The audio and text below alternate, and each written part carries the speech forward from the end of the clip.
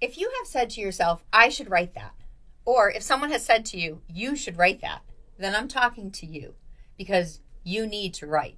And that's why you're tuned in to yWrite.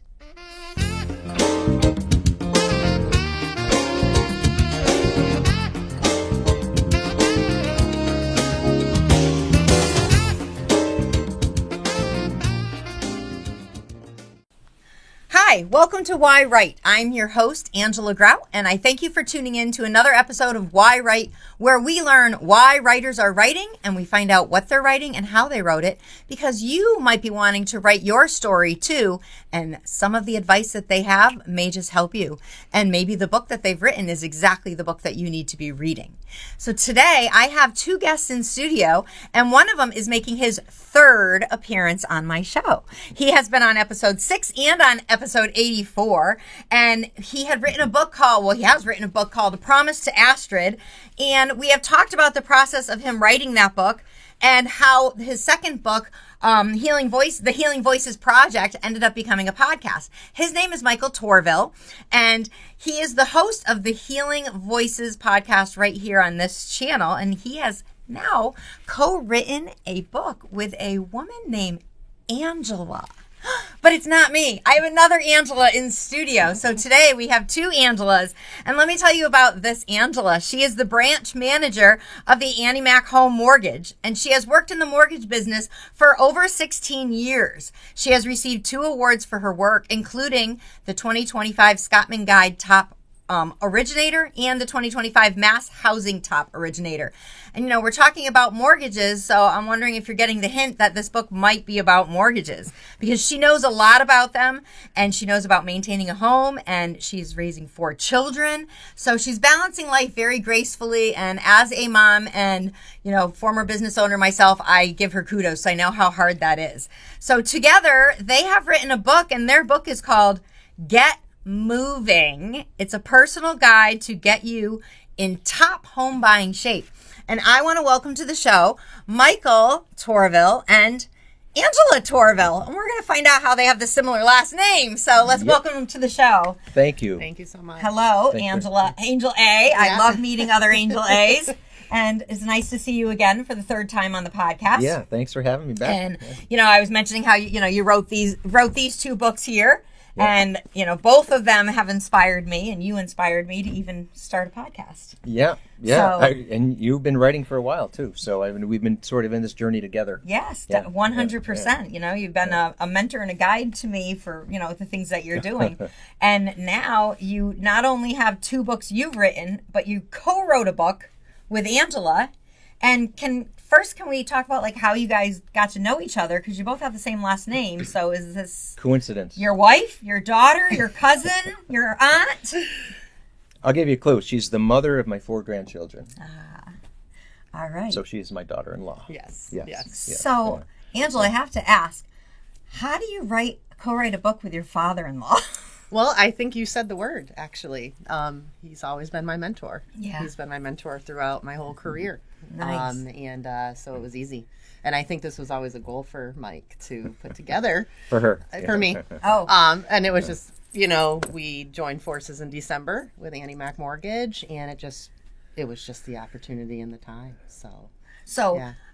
Okay, so I'm going to do a timeline now. Okay. So December, we're talking about 11 months ago. Yep. And you started writing it then? Probably, Early no, we May. were onboarding. So a few months in. Yeah, so Wow. probably 6 months maybe all together to put it. About 6 months in. But we've talked about it. Yeah. Because we say, we ought to write. And why would we write a book about mortgages? How exciting is that, really, I know. I mean, it sounds like something that would keep me up all night in a page-turning book. Absolutely, yeah. Sorry, Snuggle you by don't know the what to fire, do with your life when you're done reading it. Get right? a glass of wine by the fire and read about mortgages. What are you reading? I'm reading about mortgages. Yippee. Okay. However, Obviously, you're an expert in mortgages, Yeah. and I can Yeah. see him saying, you should write a book because you know He's so been much. saying That's it gotta for be. 10 years. well, yeah. I mean, honestly. Maybe he doesn't remember, but I do. But glad I had that impact. But the thing is, we talked about it because there's a reason we talked about it. It's not just for the sake of writing a book. There's a purpose to it, right? Yeah. There's always a purpose. Why am I writing this book? If you don't have a good reason, don't bother. Right. The educational aspect of this, and so many people, so many customers, so many clients often ask the same questions, often find themselves unprepared for the process. Yeah. They expect certain things and it doesn't go that way. How do we prepare them? How do we educate them? How do we get them ready to say, I'm confident now because I know more than I did before?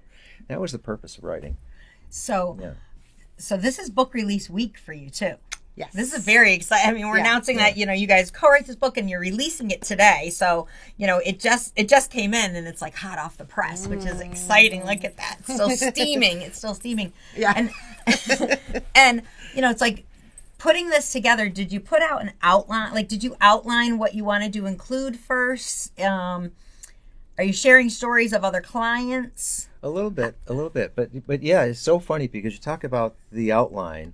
And this is different from the other books. Each of these books were very different from each other, and this one's even. Well, yeah, Promise to Astrid is a story. It's a story. It's a standalone story of a woman in her and her life, and then Voice of the Fallen are short. I'm going to say an anthology. It's a collection of stories. And again, first person stories. This is not a first person story. It's kind of, I call it a guide, but it's more than that because. If you think about the outline, if asked about the outline and the sequence of things, what's first? What topic do you cover first, and how do you move the sequence along and make it make sense? Right? And so we had all these topics, not just how do you apply? What's the qualifiers? How important is your credit score? All those obvious things. The basic questions. The basics about closing costs and should I pay points. We have to put that in, but in the right sequence where it makes sense. But also too, how to choose the right realtor. What's important to look at? Yeah. By the way, what's involved in a home inspection? What does an appraiser actually do? And what do I expect from that appraisal? And in the end, for example, we have a reverse mortgage specialist.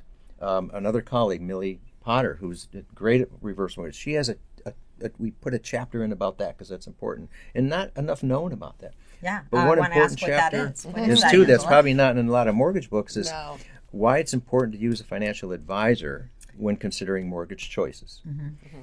There's more to it than just walking get into a low bank rate and saying, I need a low rate. And giving all your mercy to this stranger. Yeah. Right? I mean, you give out so much information. I mean, but it's a huge trust transfer, right? You have someone who doesn't even know what to Google, what to ask, anything. And they're putting their biggest transaction in their life in a stranger's hands. Yeah. And hoping that and I describe it a lot like this, that mechanic isn't the same as this mechanic, right? They might find completely different things with your car wrong with the same, problem that you have. Right.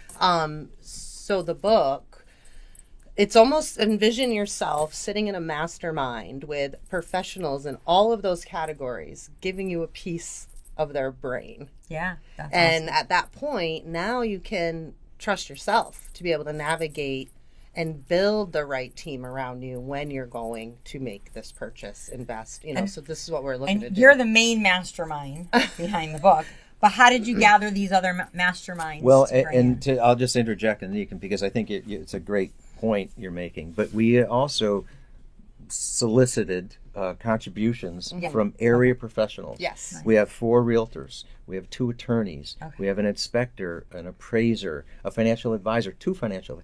All these people an underwriter, you're right, adding their advice, their experiences, a personal example to help emphasize the point of that particular chapter. So they've written something. We have submitted from to you.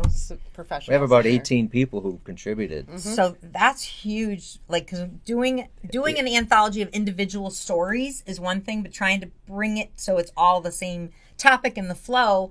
And now you're managing, like, creating this whole world. Did you give them deadlines? Did you give them word counts that they had to do? I let Mike lead this part a little bit more. Like, if you're saying, hey, you know what, you're an underwriter, can you tell us a little bit about what an underwriter does in less than 1,000 words, and we want it by Friday? Right. Not like that. But I think a lot of it happened differently. I started off that way, and everybody's, I got to write something. Yeah. They freak out. Yeah. So I said, let's do this easier. Let's have a conversation. Yeah. And then I'll write it down, give it to you. Did this capture what we talked about? Nice. And then we adjusted and inserted that. It was far easier for them. Yeah. But including them, honestly, it was invaluable because they thought of things and their perspectives. I wouldn't have thought of that, right? Yeah. It made it so much better to have these professionals, colleagues, friends be a part of this. Yeah, I'm going to point out to writers out there, like if you're looking to bring someone else into the story, not only does it allow you to have the professionalism, the professional voice from their profession, but it also, from a marketing standpoint, is a great thing because they're in the book, they're going to, well, we hope so. Promote it as well because it's going to help their career and, the book. And it's very interesting when people do write a book on, how you collaborate with other people and, the reasons why you collaborate with them, and getting them to share their expertise in your book is their own calling card.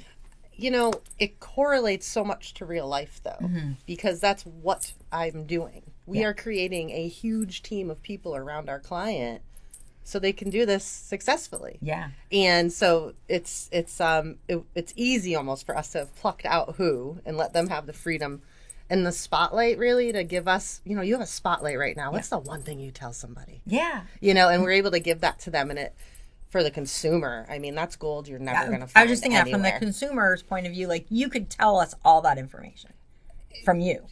I can't, though. I can't tell you what an inspector's going to do. I can't tell you what the financial advisor's going to say, right? So we all have a lane, and this allows you to travel all of them, right, to the end zone of your new home in the right way, the best way. And can I hold that for a second? Look at this. I mean, first of all, I like this size because, as you can tell, this is the size book. I like this. Big enough. You don't need your glasses every time. But, it's like, I see, so you've done a soft cover book, and then you did book jackets. Well, yeah.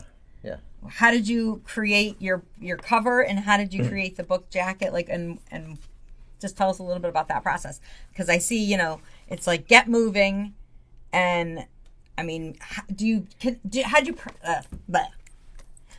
publish this through Amazon? Yes. Okay. With a publisher, actually. Okay. Yes. And Amazon, just one of the outlets. There's other outlets, Barnes & Noble, etc. But it's through a publisher. Okay. And it is obviously available through Amazon. Yeah. What publisher did you use? Burning Bulb. Oh, Gary Lee Vincent. Gary Lee Vincent. I wish I could remember right now what episode he was on. Oh, yes, awesome. He's been on the show. Gary is a wonderful guy. He is amazing. Believe me, he's made this. So working with him made is it really great easy, because he definitely helps with like the layouts and all of that stuff and doing these things. The formatting, all that stuff that's really hard for me to do. Working with him as a publisher, did he have a lot of deadlines that you had to work Not at all. and meet? So he's very flexible. I put more deadlines on myself than he did. Yeah. He's so flexible. He's so good. And I put pressure on myself. And of course, I put pressure on other people, and then find it's all on me anyway. Yeah. And like, her. hey, Angela. Yeah. Angela, I want you to read this by next week. Give us It's on the board. Well, and it's nice. I mean, because everything is got your bold print, and it's easy to read. That's what we wanted, right? We know attention spans. This stuff's not fun, and you don't have to read it from front to back. You can go into finding PMI. What you need to read. Somebody said something about PMI.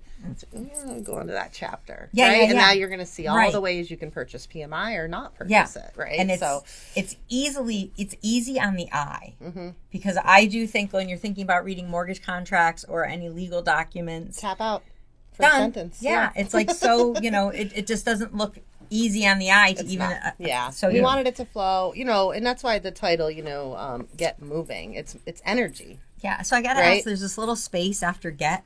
Yeah. And I have this power, like covers say things to me. Okay. Like they speak to me. And I see get my ass moving. So, we were going to write I feel like I see that there, like it's invisible ink, like, okay, I really need to get moving and figure out, because I mean, when you're looking to buy a home or, refinance your own home, it's a procrastination process. The hardest call is to me. Yeah. Every single client, the hardest call is to me, because you can talk to a realtor pretty easy, right? Like it's light. I have to get deep with people. Yeah. So they do procrastinate because it's scary. And again, it goes back to trust. Yeah. I'm talking to a stranger, we talk a lot about that, taking the fear out and procrastinating, and what opportunities you might lose by procrastinating. Correct. And by the way, the initial call isn't about getting the answer right away. It's how do I prepare and know that I'm better prepared in a month or 6 months? What do I have to do? And that's what Angela's wonderful at, talking through people, advising, right? And saying, okay, here's, and in a friendly way, and this is written, like you said, it's easy to read, it's in language that everybody can understand. This is not hard stuff here. And it's easy to see the follow-up chapter from somebody that emphasizes the point. Oh yeah, this real life experience makes this point clear. I get it now, and that's what it's geared for, not just for first-time buyers. No. Because if you think about it, how often you go through the mortgage process? Every 3, 5, 10 years maybe? Yeah. Things change. Yes. Yeah. Yes. Yeah. Yeah. We wanted the energy in the book to be how I run my business. And it's, like he said, it's consulting. It's that initial call is always painting your dream. It's paint your dream. And then I go to work and get you there and connect you to these people that you have in this book. I mean, these really are the stepping stones, and are in there. These are like adult lessons that we aren't prepared for. No. Like, we're not born that when way. we're in school, we aren't taught, like, you're going to need to get a mortgage one day. I mean, some of the life skills that we really need, I almost feel like, can we break this down and start bringing it to a high school or college Absolutely. level? I mean, that's the need in the country. That is the need in the country. I do it all day. I mean, it could be anybody from anywhere. High school, they should be teaching them how to balance a checkbook, how to cook, how to, do a timeline of saving money for a house or things how about waiting, right? A lot of everyone wants instant gratification. I was going to say, and they rush into it depends things. what generation you're talking about with waiting, but because everyone wants to just push a button, right? So and with Carfax and like, we're going to buy, I don't even know if that's it, we're going to buy a car online. Instant we're going to get a mortgage online. And people do that. And it's scary scary. It's scary because they're afraid to talk to someone, they're afraid to say their real situation, and so they're going to hide behind those online and you're giving all your information out. Because a real lender is not going to just pre-approve you. They're going to be involved in your shopping phase as well. They should be part of your strategies, right? But from fear and not knowing enough, people don't even get that benefit. I mean, I feel like I would go and say to you, how much can I afford? And I say, well, that's not a good question for me. Okay. What's your monthly housing budget? Okay. Do you have a budget? That's something that gets everything started, because then someone's like, I got to figure out what my budget is. Correct. Now we got the kickoff. Oh, you don't know how to do a budget? Easy. No problem. We weren't born knowing these things. I'm a first-time generational homeowner in my whole family. Wow. I mean, I have never had one spot I grew up in for a long time. So I had to learn all this myself. And I've had some trials and tribulations with So housing. Did you get involved in working with mortgages things before or after you bought a house? Your first house? Both. Okay. What got you into this field? Mike. Really? So I was always me for that. Well, in high school, I've known Mike since I've been 17. Oh wow! So he's got me from the beginning, anyways. But I've and always. If I didn't know you had 4 children, I would think you're probably like 24 or 25. So I'm thinking you haven't known them that long. Well, thank you. But seeing I've said all this numbers on experience that. you have, when you're adding all the numbers up, you're like, all right, say this 16 years in this, 4 children, I say this: once you hit 40, it goes backwards, right? Oh, so I'm good. about 38. Oh, Yeah. perfect. Yeah, Perfect. I like 2 that. of her kids are in college. I might be 39 then. 2 daughters in college, 1 in high school, and 1 in first grade. So it's that's a big it's a big. Yeah, it is. But I'll tell you, my kids that are in college, just speaking of education, and they know so much more than most people, most of their peers. Yeah. Because they hear me. Yeah. They just overhear the credit profiles, the savings, the strategies behind that, how to pay off debt, like how to get yourself fit to get moving, right? And it's such a cool byproduct for me. There should be financial education in schools earlier, let's say in high school. And I try to think about this with this. What would a course like this look like? What would the syllabus look like? And that's part of what guided the sequence of the book. But I think if you talk about managing your credit, what's it look like? What's a credit report score? And what do I have to do to maintain it? Right. In addition to budgeting and all those things, because a lot of people don't understand, in so many conversations we've had, and I was in the mortgage business for a long time. I was just going to say, can we talk about you being in the mortgage business too? Because you're saying you're her mentor, and I'm thinking people may just think you're just writing books. No, he actually has worked in this. But I think there's a lot of people who have no idea, have just no idea. And what are you talking about, debt ratio? Oh, I'm here, I'm there. Well, let's show where you are in the grand scheme of things. And also, too, with the mortgage, it's not just what this will look like today, what's my payment, what's it going to look like in 5 years, in context of the appreciation of your house as well. So versus your renting, right? So what's this going to look like a year from now, 5, 10 years from now, and what opportunities will you lose by waiting, right? Your rent's going to go up. and so on. So you have to look at more than just what's my lowest rate. What's the lowest rate and how much can I afford? Those are the two worst questions you can probably ask, right? And again, that's why it comes down to consulting, and that's the point of this book, is to give you a baseline as a consumer to be able to allow someone to connect with someone and know if they're got any fluff in there, right? Can you trust this person? Is their intention for me or for themselves? I mean, those are the things you have to be guarded with when you're going through this type of transaction. So this book here is supposed to, in an easy, visually easy way, help you bounce around if you want to, use this book while you're trying to get a mortgage, or if you want to read it ahead of time. But at least you'll be prepared in order to know you're giving that trust to someone that you can actually trust. And it's so true how, we a lot of times in life don't prepare until we're in it. Oh, yeah. You know and then we're like looking backwards going, oh, what do I do? And, and I'm going to give the example of like pregnancy. You've had 4, but it's like you start when you're pregnant, you're reading the pregnancy manual, because you're in it. So now you want to know about it and it gives you the experience, and then, helps you with your parenting techniques in the long run. Right. And I mean, you're going to have a child for life, and you're going to have a mortgage. Pretty much for life, The mortgage may live with you longer than your child lives in your house. Possibly. Most of the time. Yeah, no, it's true. And when you're going through it, you can connect it, right? A lot of times, storytelling. I do a lot of storytelling around situations because it's the only way it actually like resonates with the person, because a lot of times people will go to first-time home buyer courses. Yeah. And then they come to me, and they're more confused than they were when they walked in that door, because it was 6 hours of just information being shoved in their head.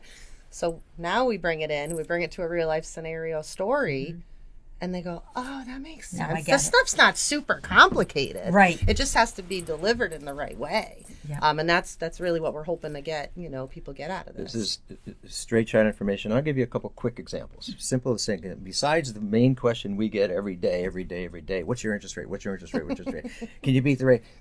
Yeah, we could give you a rate, but before we have all the information, it's really irrelevant until we know your whole picture.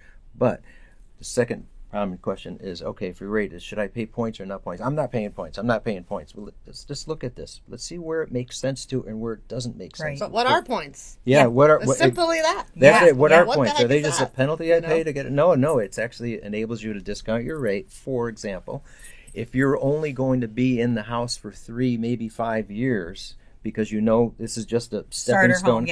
It probably doesn't make sense to pay points, because you won't reach the break-even point where it was worth it for that duration of time.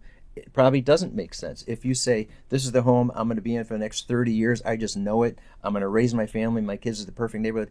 Let's think about that. Maybe paying points makes sense, because over the course of the next 4 years you break even, and over the longer term you're going to save an immense amount of money. So you look at those personal situations to see if it warrants paying points or not. Okay, so there's one example. Another is, I'm going to bid $400,000 for this house because the house is for sale for $400,000. I'm going to bid $390,000 and see if I can get 10%, $10,000 off. That might be okay, but let's look at an alternative. What if you offered the full $400,000, but asked for a $10,000 seller pay, towards closing costs? And there are all these like ways to word things. That's one way that can reduce your payment by a far greater amount than the $10,000 sale reduction. There's things like that. They look at what makes more sense. Those are just 2 quick examples that people might not look at first until we say, here's something to consider. So we use a program called Mortgage Coach, which illustrates those choices in a clear way for even a first-timer to say, oh, I get it now. Yeah, I didn't think about that. That makes more sense. This is what the whole point of this is, to give some people something to think about more than just rate and payment. And just to tap on that, there's strategies, of course. But the biggest dynamic in those strategies is the person. Yeah. What's the outcome they're looking for? Because maybe they are going to live in a house for 3 years, but they need to buy points to keep that payment where they need it to afford it. Right. So it is not a straight line. There's not one answer fits all. It's consultations. Yep. And so this is, again, just to give that baseline for the consumer to feel confident with what they're asking and not get swindled. Well, from what I'm hearing, like this Seriously. book is the book that I think every mortgage broker in the country wants their client to read. I would say before they meet with them, because it's not just like, oh, prepare to meet with Michael or Angela. No, God, no. I mean, we have other loan officers in here from other companies. Yeah, well, I mean, I mean, all our peers. And someone in Washington State, may not be coming to Massachusetts Correct. to sit with you, but just to be able to get them prepared to sit down and say, hey, well, I read this book. It's called Get Moving, and it said, maybe I shouldn't get points, or maybe I should, tell you I only want to be in the house for this long, or, this is where my budget is. And now that mortgage person they're sitting with is like, oh, you're prepared. I'll tell you, it's refreshing when I get to have a conversation like that with a client. Yeah. It's fine if they don't know, but it's refreshing. And I will say, if that loan officer doesn't want you to read this book, you might want to call another one. Great point. And it's beyond moving. It's beyond purchasing. We're talking about refinancing and recasting. We talk about reverse mortgages. Talk about when does it make sense to refinance? Because that's always a big question. So I can see your list of, I mean, I don't, like I said in the beginning, did you do an outline? Like, I can see your list of to-dos of what you want included in this book. Yeah. Like, we need to include this and this, all of these topics. So the fact that you made your checks on each one and said, oh, you know what, I can have so-and-so write something about, this part of the book and, to get all that in there. It sounded like a really fun project. It was. Was it fun for you? It was connecting. It was fun for you. I know, Mike. No, it was awesome to see it come together, see everyone's the fact that it took you less than a year to get this published from, I'm going to say, concept really to writing it, editing it, and getting it out into the world. Did the publisher do the cover for you? Like, how much input did you have on what you wanted to look like? Well, we did that as a team, and we used some of our marketing people, and we knew we wanted the marketing behind it, the coloring, and the attention grabbing, and I don't know the invisible writing in there. Yeah, that insert what you want, and the picture was definitely not my idea, but someone thought it was a good idea to have my picture. I thought it was a good idea. It was her or me. She won the coin flip. I won, yeah. It's much more aesthetically pleasing to see Angela on the cover. I'm all for having Angela's on the cover. I am not arguing with that. But the reason why I asked if the publisher did it, like, I didn't know if you went to Canva, and nope. I know some authors will go to Canva and kind of cut and paste and make theirs. We didn't do Canva. No, we didn't do that. We just kind of used our. So and it was a team. basic. We had somebody from our marketing team. My input. granddaughter, her daughter Lily, had some input as well, and we've got a couple more projects with her for the book because she's very artistic. Well, and it's good when family can be part of the team, and be part of the project, and they bring in their own expertise. Well, she's in college majoring in illustration, and she wants to be a book illustrator. Oh, well. So I said, tell her to call me. I have people interested in I will, that. because she'll like, do you know an next illustrator? year. And I'm like, yeah, I have some. And then, people we'll get connect. tapped out of stuff. So, we'll connect. All right, so where can people find this book? How can they get it besides walking in and seeing both of you? Are you doing book signings? Is it available online? How do they get it? We'll have some future events, certainly. And we'll post them on social media and all of that stuff. But it's certainly available on Amazon, Barnes & Noble, a few outlets. And Angela has her, want to say your website? At Home with Angela Tourville? Yeah, .com. At Home with Angela Tourville. I thought you were going to say it, that I ended up saying it. That works. We're a team. At Home with AngelaTourville.com. Yeah. All right. Well, thank you so much for coming in. This is a very cool topic to talk about. Because, a lot of people are writing stories and memoirs, and to be able to write a book on what you're an expert in to help someone else is, something that a lot of people who need to write a book maybe need to do for what they're the expert in. Absolutely. We're all an expert and in with something. that kind of knowledge in advance, that kind of preparation, it can save you thousands and thousands of dollars. So the price of the book is pretty small compared to that savings, that potential savings, but that's not the point of what I was going to say. But the thing is, the more knowledge you have, the more prepared you are, you can really put yourself in a better position by far, because people do make mistakes. They make choices that later on they look back and go, gee, I regret being so hasty and doing that. And so it's a lot to think about. And I think it's worth the time to explore it, be prepared, consult with somebody like Angela, and really get the full scoop before making a decision. That's why I even suggest talk to a financial advisor. There's things about your mortgage decision. She said it earlier. Biggest financial decision in your life, usually. Biggest transaction. Don't make a mistake. Be prepared. And check out the 100-point checklist that you do. Well, one really quick thing. Also everyone that's in this book, we've provided you with a way to access them. Oh, that's awesome. So if you want more elaboration on their insert in here, email. Hey, I read their this book QR codes are all here. You can connect with every single person in this book by a click of a button. So that's awesome. We wanted to make sure you had that. All right. Well, again, thank you for coming in. I will put all the links in the podcast so people can click over and find everything. I wish you much success with the book, and congratulations on having this relationship still be really tight and intact after co-writing a book.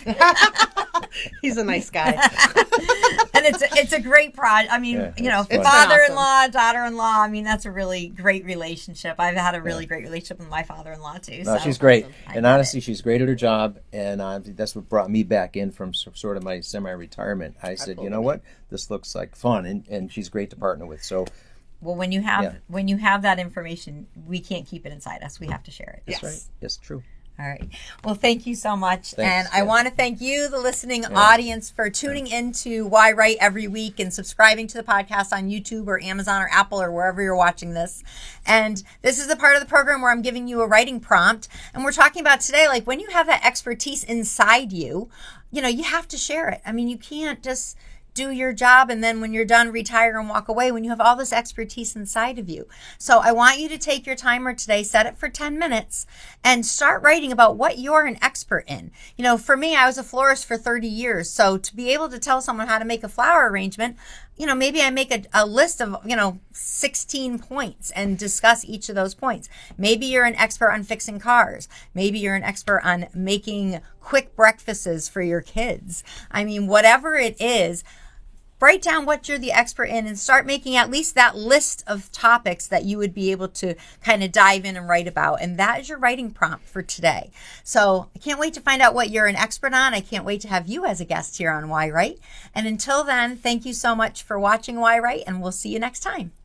Bye.